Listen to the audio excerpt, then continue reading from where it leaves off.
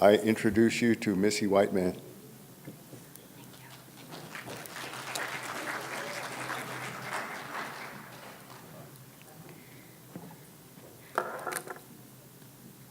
Dos, ni aga, ni na, ni na, ni na, hina na e, haho. I hope that was okay. It's my first time introducing myself in my language. I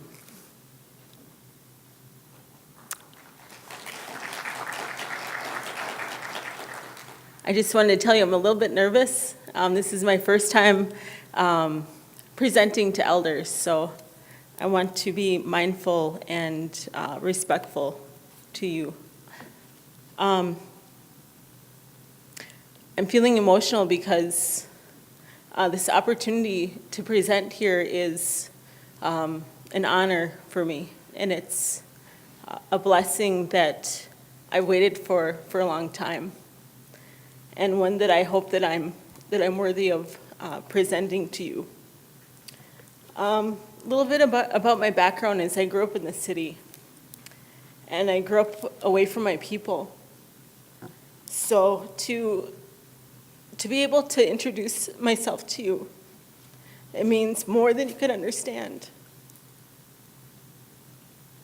So although this is about filmmaking and Indigenous language, it's also about my journey through filmmaking and reconnecting with my teachings and my traditions and being away from home and what that looks like. So I'm Northern Arapaho, and I'm also Kickapoo from Oklahoma. I grew up away from home. I grew up in Minneapolis, Minnesota. I also grew up in Eau Claire, Wisconsin.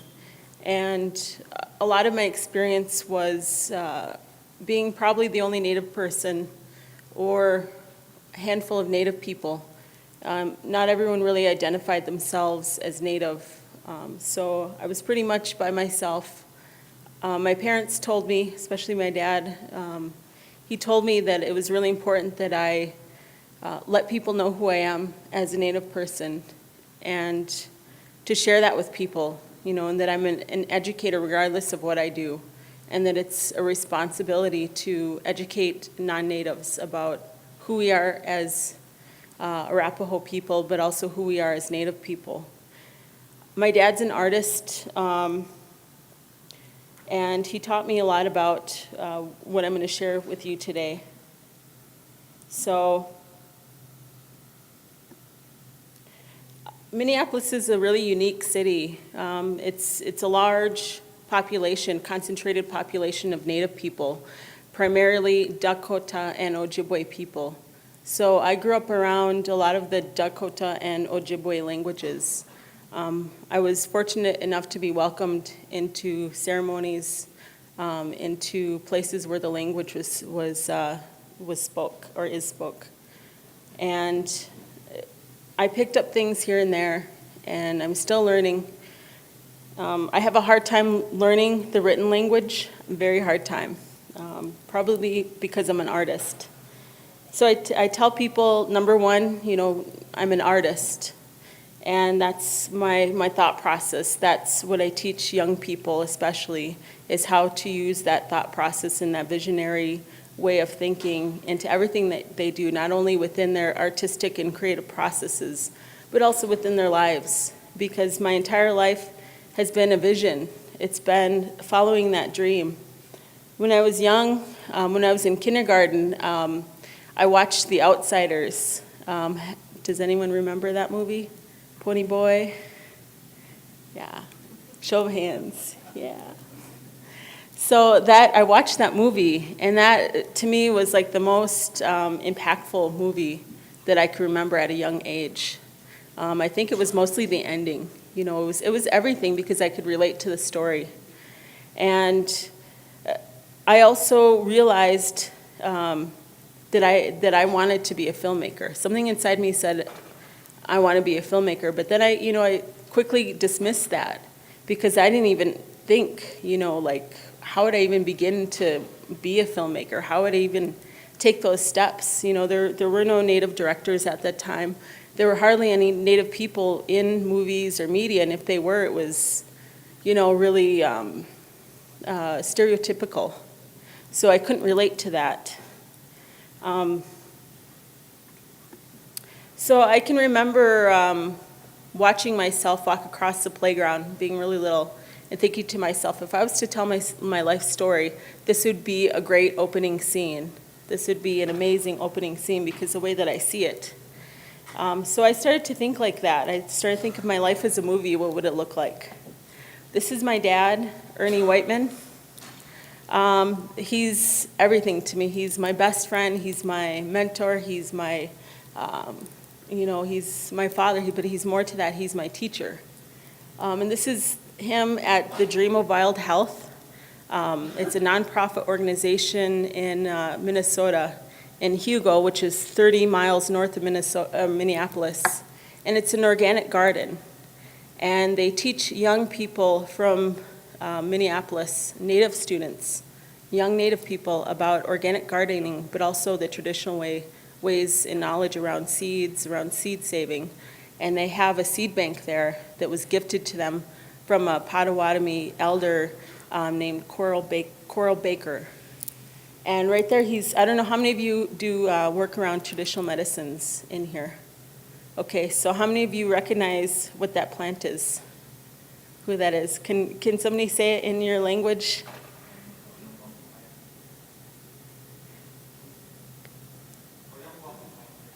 Okay, and that is?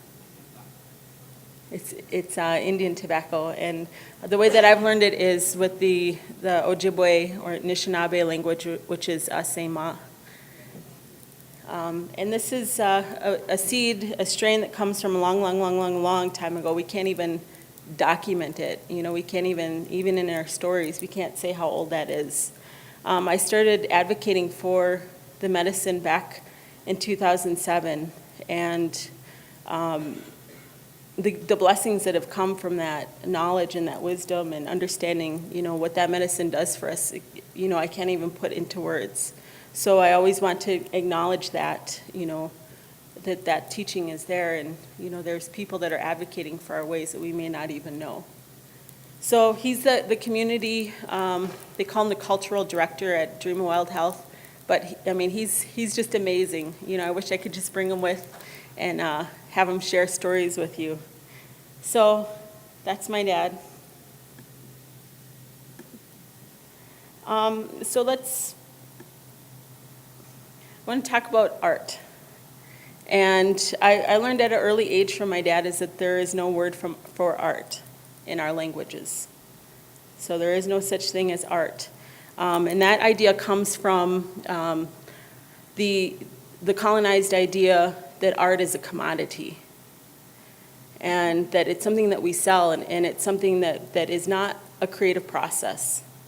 So the way that I understand art is that it is a visual language, and that it really has nothing to do with words. It really has something to do with that vision, and how do you communicate that vision? By using colors, by using symbols, by using all kinds of different ways of thinking.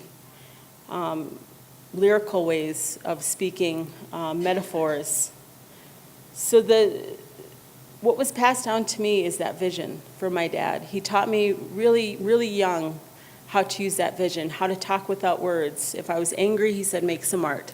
If I was sad, make some art.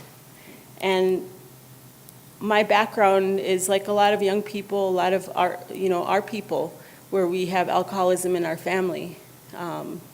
And for me, I was affected with my mother. And it was a really, really hard experience growing up without a mother and knowing that she was drinking. And so the only way that I could really communicate that and how I felt was through my artwork. So as I got older, I always stuck to art. I always took art classes. I always hung out with art friends. I always learned from older artists, because in Minneapolis, it's a strong Native arts community. It's a strong arts community in general.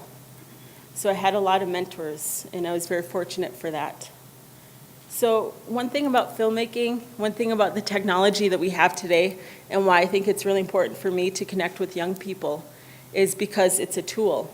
It's a modern tool. You know, we think about back in the day, we had pictographs, we had petroglyphs. You know, and the tools that we use there, those were the tools that we used for those times.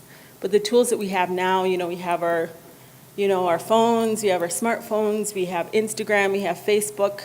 And the one thing that I really challenge young people to do is to learn about those tools, to learn the negative, also to learn the positive about them, because if they use them correctly, it can be a very powerful tool. And that's what we want. We want our young people to be educated about the technology that's available today so that we can use it, and we could use it in a good way. So even like with my phone, you know, I recorded Eugene, which I'm really grateful for him for helping me to learn the introduction. And he's, you know, and I'm going to take that home, and I'm going to listen to it, and I'm going to practice it. So that's, you know, that's one use of the technology. And this photograph here, this is a cyanotype. It's an alternative process. I teach young people media, also video, but also photography. And right now, I'm teaching a program with 3 other instructors. It's a photography program. It's learning about 35 millimeter photography, and then we transfer those negatives to digital, and then we go to an alternative process, which is cyanotype, and it's old, like really old school photography. So in that way, we're teaching them how to blend all of these different generations of photography together. And it's kind of like how we are today, where we're blending, you know, the modern and the traditional, and we're bringing it all together, and we're finding that balance.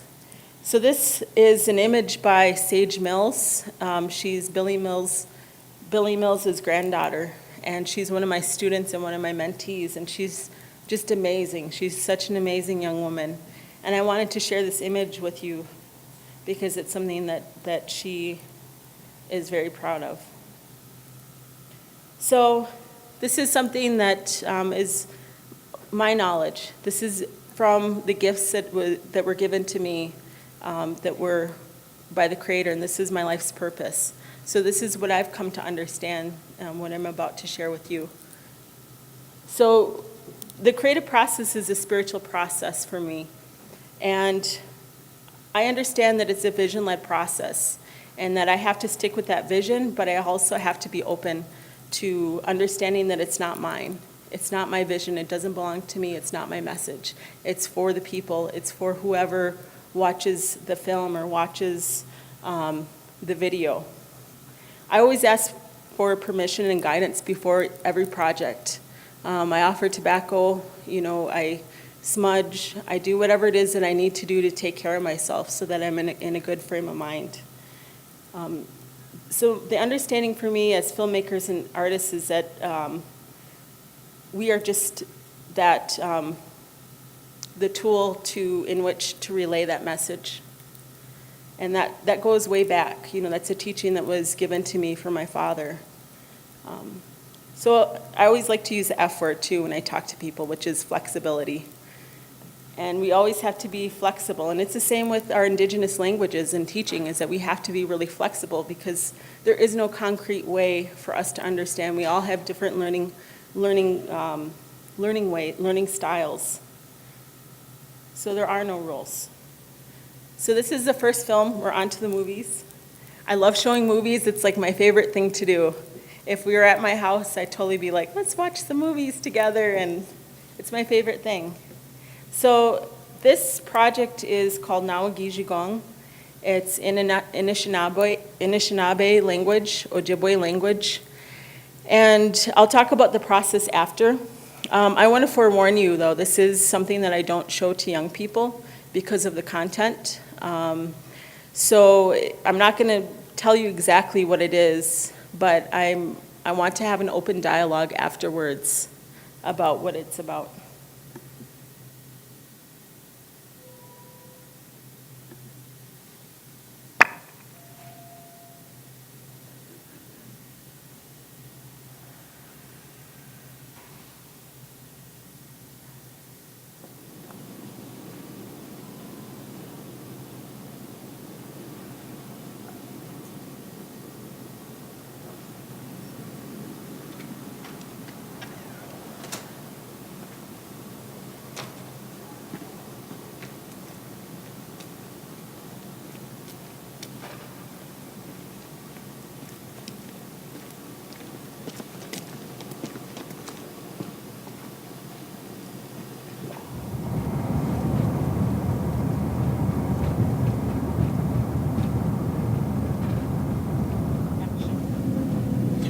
Midash, gonna wabandaman, Gamazanate sego ekadawadash, Kakanagego ma, Gijigong, Beijigong, Bionje Amagat.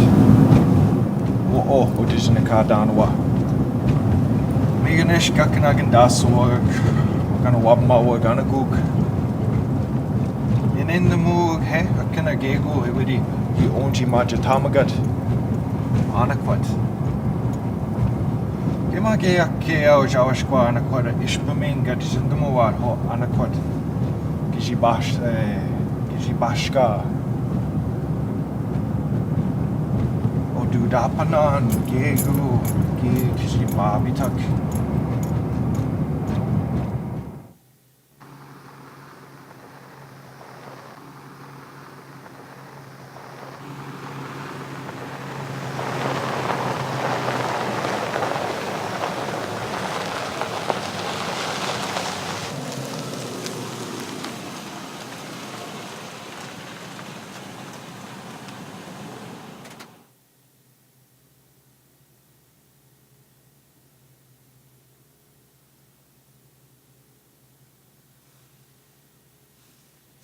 Jimeno Gijigad Nongong.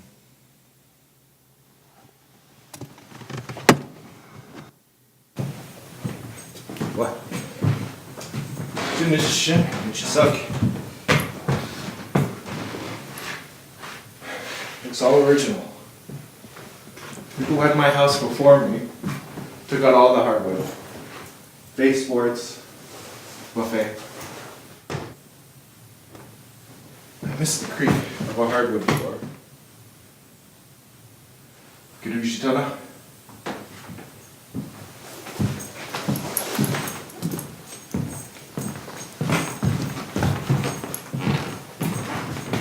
Oishkode, Gakanagego, Gasakadema, Oma, Gijigong. Gunitigok, Odaban, Gin. Akino no way no ma, Gijigong. Jakate one witty, now I e.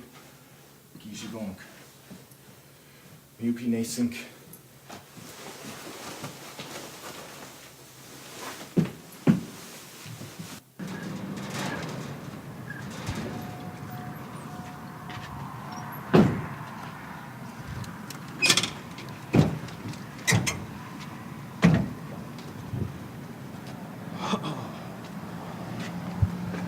Miganish Nindamuk, Zakate, Banama Kanagego, Jagatek. Gijagate, go no, guys, Sagan, Goziganoon, is she Washkade with the Gijigong, Omaiji, Gijibasek. Kitchi Gijibasek, Gosha. Dubishko, Buganagijik. Now I came down enough bullseye.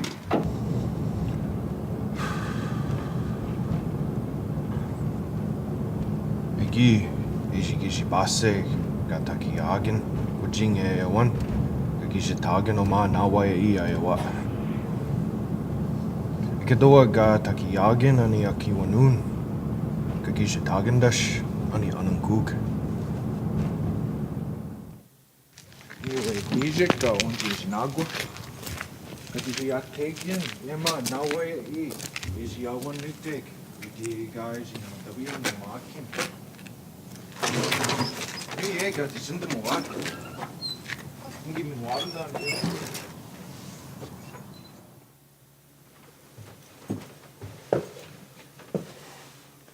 Shit. Weer ook. Krijg ik cinnamon. Ik ga.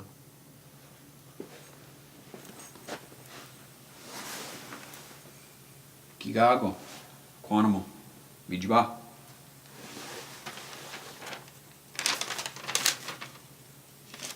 I don't know what else to do. I'm not foolish enough to tell you what I have done or have not done. I'm sorry. I love you, Maud.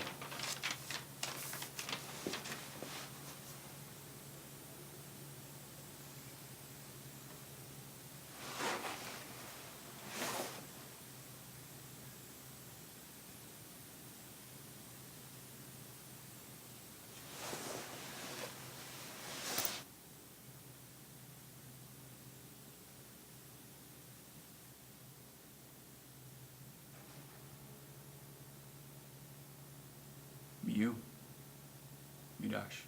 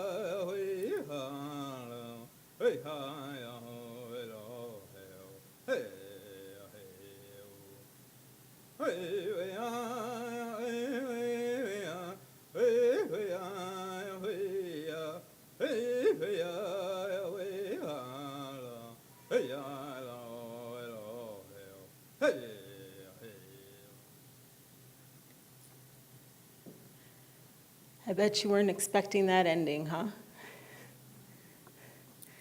So, this story is based on the experience of Michael Wilson, who grew up very much like I did, away from his people. He was adopted and grew up among non-native people. He took Ojibwe at the University of Minnesota and began to learn the language. And there's a gentleman that works at the University of Minnesota, maybe some of you may know him. His name is Dennis Jones. He brings students up to Canada, up to Sioux Lookout, and up to Rainy Lake for ceremonies. And he brought him up there, and he actually left him up there for like 4 years. And there he worked with Ralph Johnson, who has the responsibilities, like my Cree sister talked about the other day, when those that pass on, with who carry those songs. So he was his helper. And this is based on some of their experiences that they came upon, because up in the bush, there are no EMTs, there are no, people that carry the bodies. It's up to the people to do that. And a lot of the people that he ran into were people who had committed suicide. And we know for our people that's a reality. And that's something that we don't talk enough about. And I find that in this film, this is a good way to talk about it. One, because it's presented in a way that we have to face it, we have to look at it. The other part that I really think is beautiful about the story is because of the dialogue, because of the conversation. It's about the Big Bang Theory. It's about creation. And so in that way, it is a modern, and I'm not speaking, I'm just saying this is what I'm interpreting, is that it's a creation story of modern times because it's in the language, but also it's also about death. So it's that life cycle that we have. It's that life cycle that we understand. We didn't have suicide back in the day, I know that, but we have it today. And it's one way for us to look at it. So I want to talk a little bit about the process, because for me, I'm not a first speaker. I'm hardly a second speaker of the Anishinaabe language. So the translation process for me was very much that vision-led process. So it started out as an English short story, which was translated to the Anishinaabe language, and then to English screenplay. And a screenplay is a totally different language. It's a totally different format of writing. You have to think about camera work, you have to think about lighting, you have to think about props, you have to think about all of these different elements in your story, all these little details in your story, so that you can communicate that with your crew. So it was the English screenplay as well as an Anishinaabe screenplay. So we had 2 scripts that we worked from.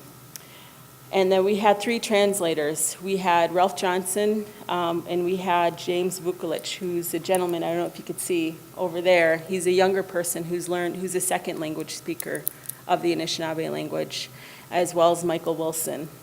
And this gentleman here, he's actually Dakota. So I don't know if you know the understanding of the understanding of the history of Minnesota. They don't really get along as well as they probably should because the Dakota were exiled, right? And then the Anishinaabe, were like, hey, we're here, what's up? This is our land. Or, I mean, it's not necessarily, but it's, the politics of treaties and how that creates animosity among our people. So I thought it was really interesting that he's Dakota and he's speaking Ojibwe. So it was an opportunity for him to learn the language as well as me. So the visual translation of Anishinaabe had to be parallel to the images that were shown. And because our language works differently than the English language, it had to be poetic, it had to be lyrical. And for me, it was really sitting with the language and understanding what each word meant and seeing that in my mind and seeing what would that look like as symbols, what would that look like as colors, what would that look like with my artistic eye. And this is the understanding in which I see. So for me, the human experience, that's what makes a good film, our people's experience, because we're beautiful people and our histories are very painful, but at the same time it's like that's why we are so beautiful, because we come from this place of such beauty and such grace and such strength, and at the same time there's part of us that are sick. And that's, when we talk about that sickness that comes and that sickness that makes us heal, I see that as suicide as well, and there's a lot of really amazing things that are happening across Indian country. I see young people taking on runs, doing spiritual runs across Canada, across the US, all over for suicide. And I see a lot of young people who are figuring out new ways to talk about these things and figuring out new ways to heal. So I do have a lot of hope. So a little bit more upbeat. I wanted to show that first so that we can move forward and have that positive resolution to what we're talking about. So there's a project right now that I'm working on, and it's something that's haunted me for about 4 years. It's called the Coyote Way Trilogy, and it's based on coyote stories that I heard growing up. So I'm going to show you the film first, and then I'll talk about the project after.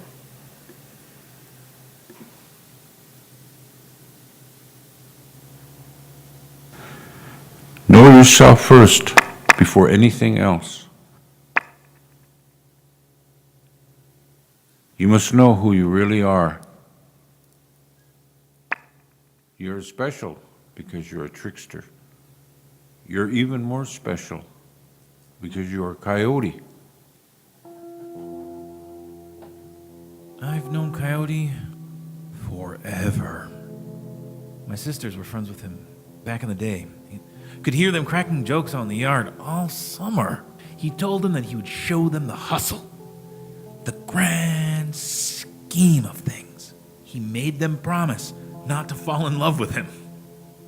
He told them that he had already promised himself to the moon and had been chasing her all night. They laughed. He used to pull up to Bob Thunder while he was on duty and try to race him in a stolen whip down Bloomington. He'd wait for the right moment, just before the light would turn green.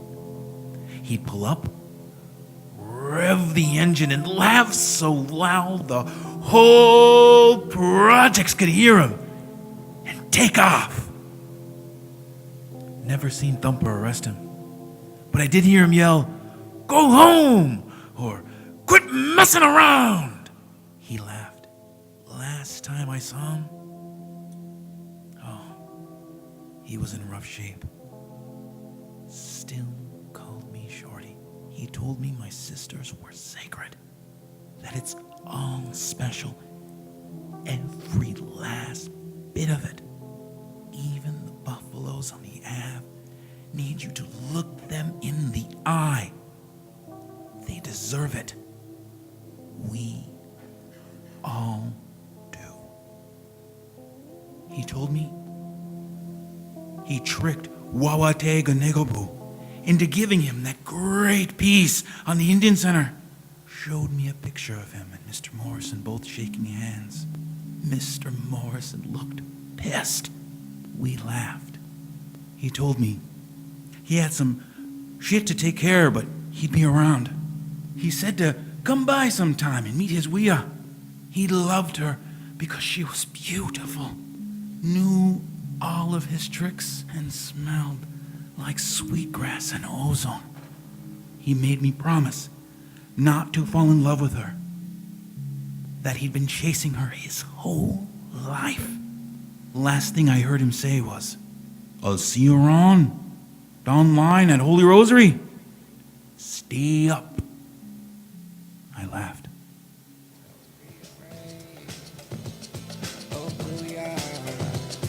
It's a young world with an old soul, so let go. Don't be afraid of who we are. 'Cause inside you know that you're more. Hey kid, it's a young world with an old soul. And when you're on that stone road, you can't go. Hey kid, it's a young world with an old soul. And you can never grow in your snow.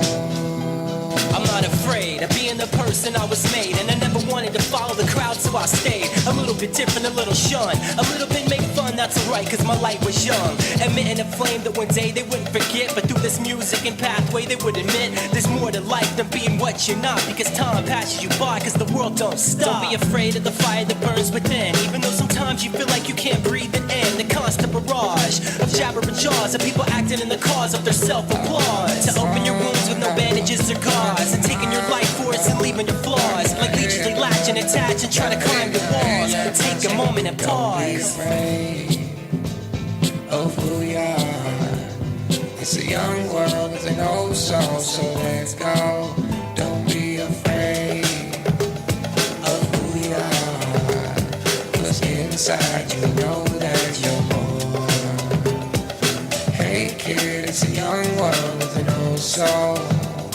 And when you're on that stone road, you can't go. Hey kid, it's a young world with an old soul. You can never grow in your snow.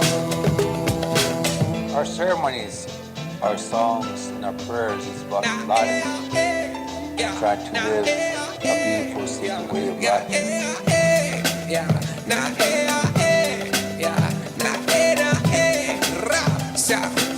Chop the rhythm and feel what you like, yeah. Cut underneath, yeah, you feel what you need, yeah. Can't just sing, but you know that believe, yeah. Catch it under the vibe like that. Sham bringing out the rhythm and the bring a right.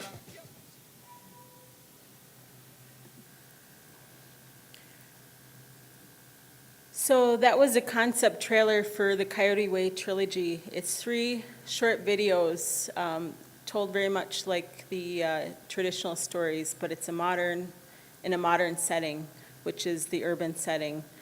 And a lot of my work, whenever I create it, it's for young people. I always gear that towards younger people. So the message in this concept trailer is to talk to that 7th generation and to talk to those young people that are coming up now that are bringing us these blessings of knowledge and wisdom and teachings, those really old teachings. And I'm really fortunate, that I have very 2 special children that help me guide my life and help me to know which way to go in my life. The young boy in the film is my son, and then that's my dad.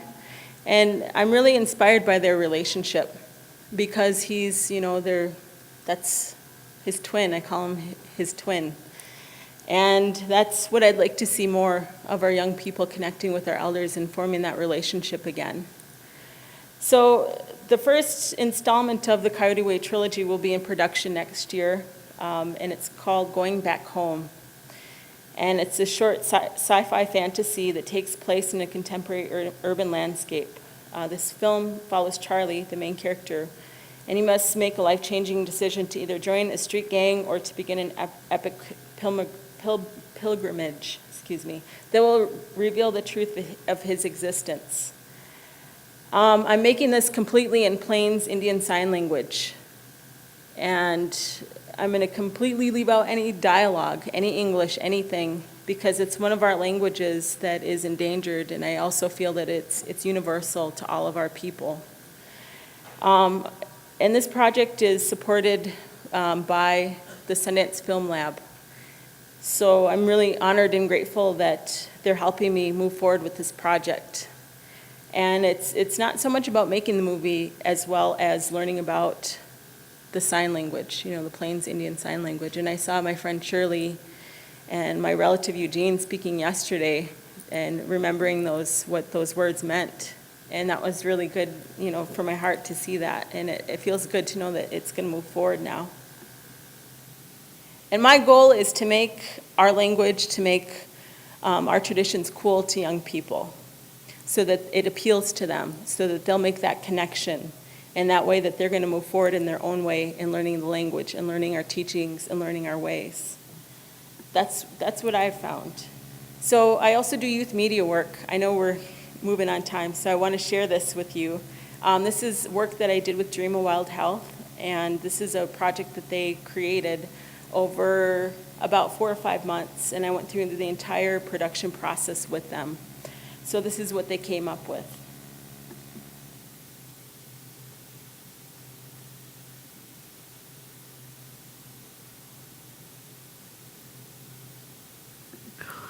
Bonjour, Nindinawe Maganiduk. Hello, all my different kinds of relatives. Noondanetsikwe Indigenous, little wind woman I'm called. Mikanak Noondindame, Turtle is my clan.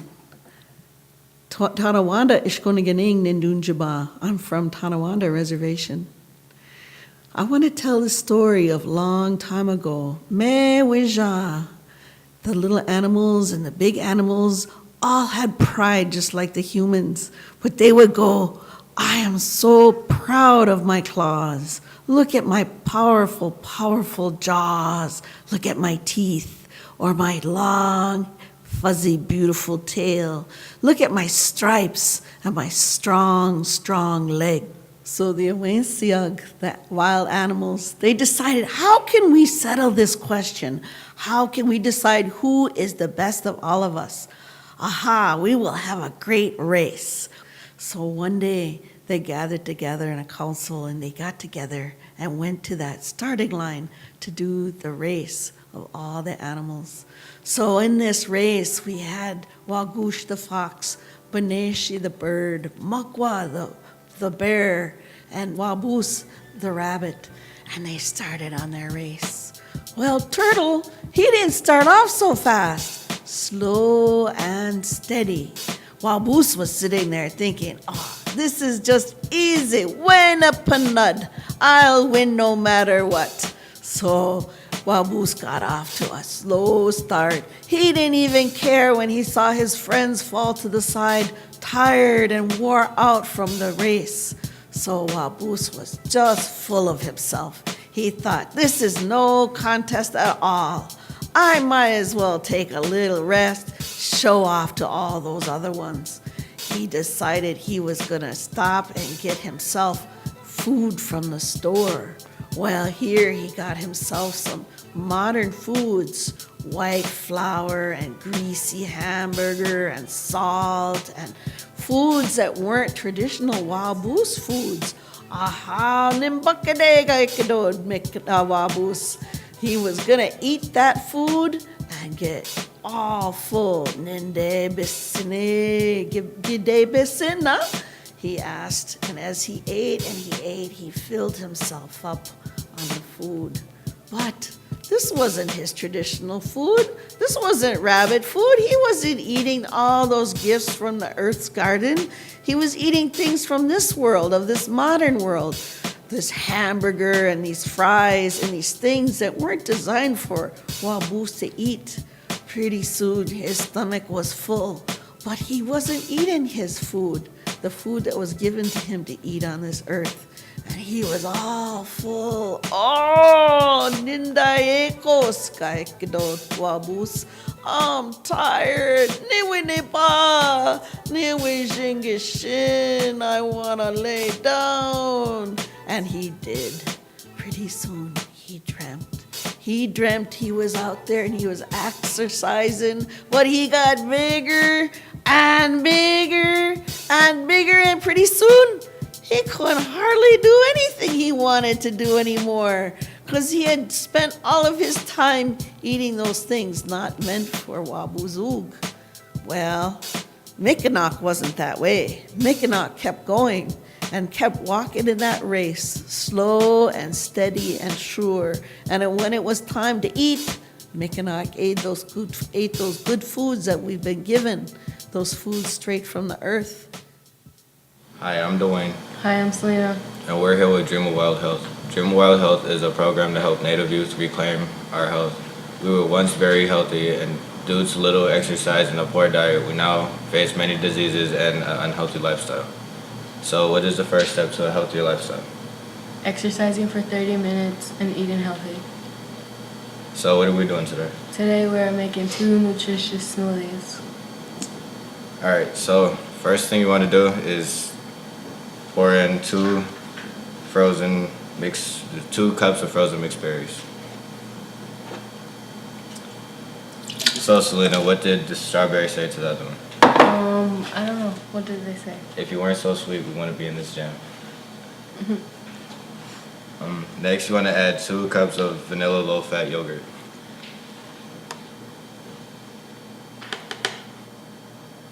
What's your favorite kind of yogurt? Vanilla. Vanilla. Good thing we're putting vanilla in there, huh?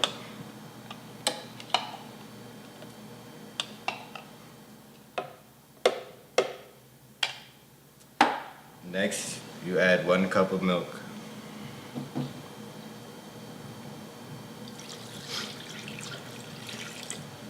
And then you add 1 cup of orange juice.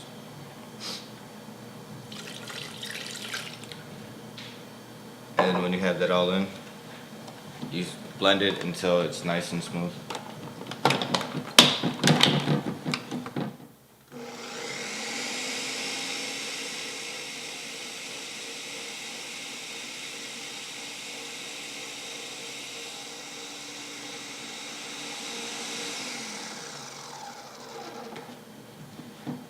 And this is what it would look like. I'm gonna have to take it out.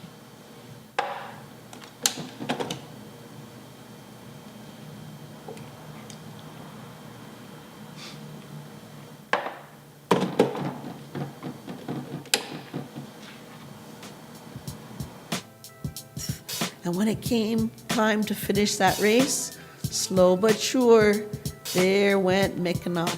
Mikinak won that race. So just like us today, as we walk in this world, we need to think about those things that we were given as food, those foods that come right from Mother Earth, that feed our spirits, our souls, our bodies, make us strong. And we need to look at those foods that are made from all sorts of things that never were placed here in the first place, but were made from people when they put them together in a different way. So to this end, we need to remember that as we're walking along, to remember our foods that were given to us, that they're here, they're still here for us, and that this is the way we can go strong and bring our people with us. Miigwech, mityo.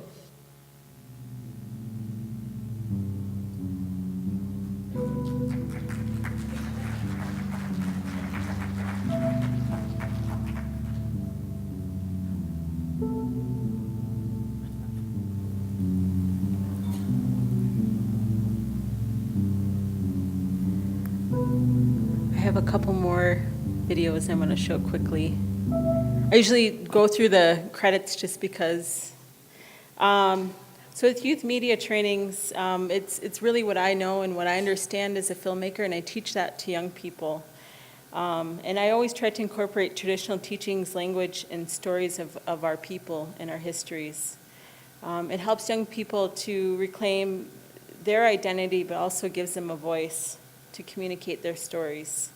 And it most importantly teaches them how to follow their visions and what steps they need to take to develop and carry their message forward. So another form that we can connect with our young people is through hip hop. I know especially in Minneapolis, a lot of young people listen to hip hop. I want to share this artist with you. This is one song that he created that's in the Anishinaabe language. And there are more that are coming up that are creating songs in their language.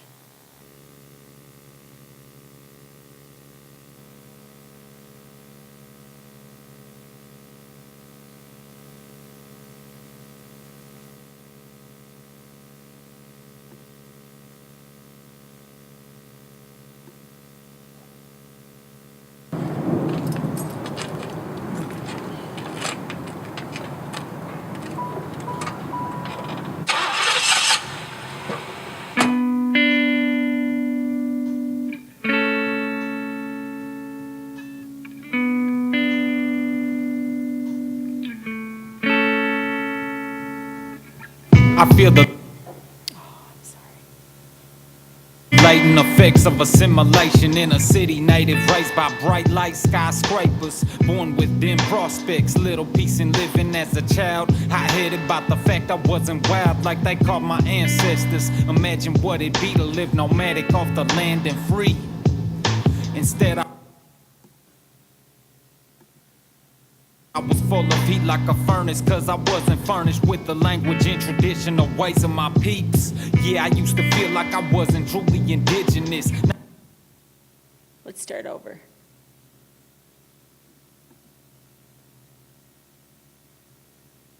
Sometimes with Wi-Fi, you gotta watch your connection, and yes.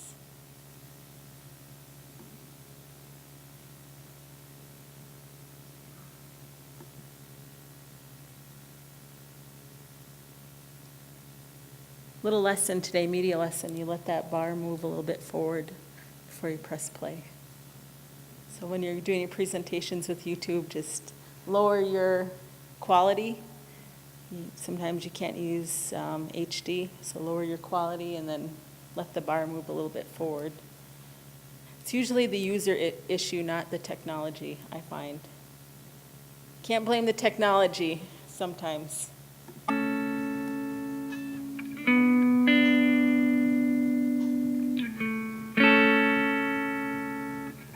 I feel the latent effects of assimilation in a city native raised by bright light skyscrapers, born with dim prospects, little peace in living as a child, hot-headed about the fact I wasn't wild like they called my ancestors. Imagine what it'd be to live nomadic off the land and free. Instead I was full of heat like a furnace, cause I wasn't furnished with the language and traditional ways of my peeps. Yeah, I used to feel like I wasn't truly indigenous. Now I say me which, get your money due for showing me my true roots. Definitely native, take responsibility for being educated. My people and customs originating from early phases of history. It's deeper than fried bread and contest powwows. Tears shed in the sweat, large prayers go out to all those I've wronged and who have wronged me. Gotta treat them like family. Get your money due, we do Kawishin. Jimushka with Zion, me Dutch but me it is Zion. Me Shishanam, Zagit, Iway, when Gnu Shishanam, Bizendao with Shanam. Me Wayne Janugam of Yan. Ni Mishomis, we do Kawishanam, Jit, I budget too young. Anishanam, Bay is your twin. Me Jit big, it came to my KI. Anishanam, baby, my dizzy win. Becoming aware of a heartbeat's fragility, so I pray for my creator's will and humility. It seems my prayer's weak, I can't speak, not a linguist. Does he hear my English when I vent? I fear the answer to the question. This is symbolic of anguish I feel regarding language and the obligation of revitalizing something sacred. Failure to carry through is disgracing a nation. My first tongue's in need of a facelift, but deciphering conjugations like trying to find my way through a maze in the matrix. Complex, hard to start without an end aside from being fluent. I gotta push the limit if I'm gonna keep pursuing. So I use it in a way that relates to my life and vocab. Bring some entertainment to it, spit it on a track, and I take it out the class. Can't let what I lack become a self-defeating habit that'll make me wanna quit. Get your money due, we do Kawishin. Jimushka with Zion, me Dutch but me it is Zion. Me Shishanam, Zagit, Iway, when Gnu Shishanam, Bizendao with Shanam. Me Wayne Janugam of Yan. Ni me show me sweet du kawisha nam jit a budget too young anisha na bay is it when me jit big it came to my kaya nisha na baby my dizzy win. It's far-fetched but grandfather please help me learn it. Help me assist in keeping it from burning. Don't let me quit and flee from working for a worthy purpose. Enlighten me and help me comprehend effects of my service. I need a spark in my desire from something high. Pride and negative reminders killing my stride. Sometimes I'm the type that likes getting results overnight without sweating or stressing overnight. So I pray, Creator give me strength, then I can move on. Creator show us love so we can spread around. Communicate with us from above. Hear me now, my prayers in a song, I speak them out loud. Grandfather, help us to revitalize the language and ways so we walk the red road that you paved. Hear me communicate with us from above. Hear me now, hear me now. I speak them out loud.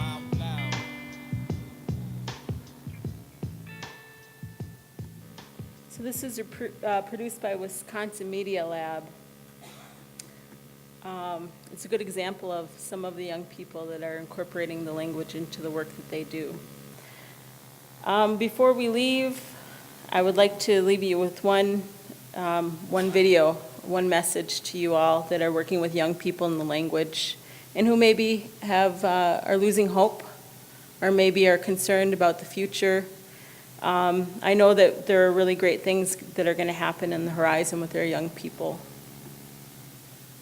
This isn't in the language, but now after being at this conference, I'm going to do everything that I can. I will put it in, not everything that I can, I will put it in my videos. I will incorporate the language more into my videos, and I will create more work that is in our languages. Once upon a time we belonged to the earth, and she belonged to no one. Our people were one. Once upon a time we belonged to a beautiful and magnificent people.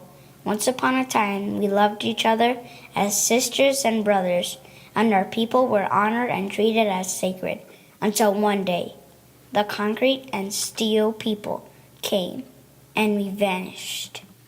You see, we are still alive, but to the world we have become invisible, like a dream or a myth. Our beauty and magnificence hidden deep inside of our souls. We watch the steel and concrete people walk up in the shadows of our ancestors and live in the ethos of our teachings. We are not gone forever. We shall return. We will live to see the day, and we will be a part of our return. Can you hear them? Our voices as strong as the northern wind.